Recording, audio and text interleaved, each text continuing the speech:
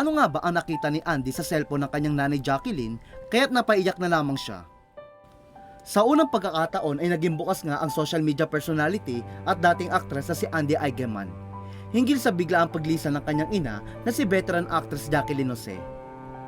Matatandang na maalam si Jacqueline noong March 2 dahil sa atake sa puso.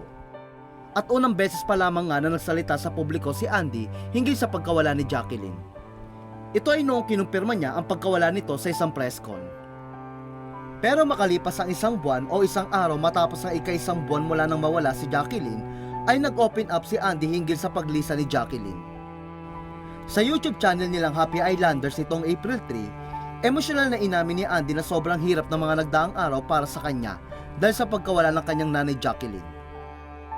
Mula nga raw nang mawala si Jacqueline ay hindi na naging madali ang kanyang buhay at maging ang kanyang pamilya.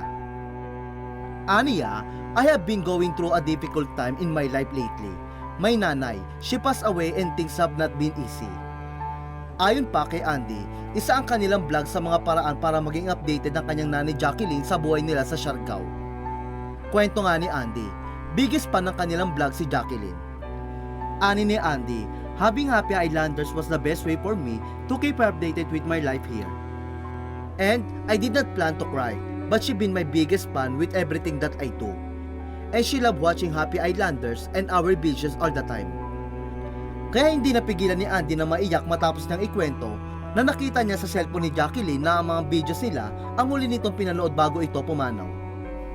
Ani ni Andy, in fact, when I was able to check her phone, we saw in her YouTube.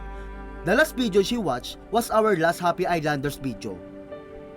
Hindi na malingid sa kaalaman ng lahat na nakatira na sa Siargao si Andy kasama ang asawa niyang si Pilmar at kanilang mga anak, habang si Jacqueline ay nasa Maynila.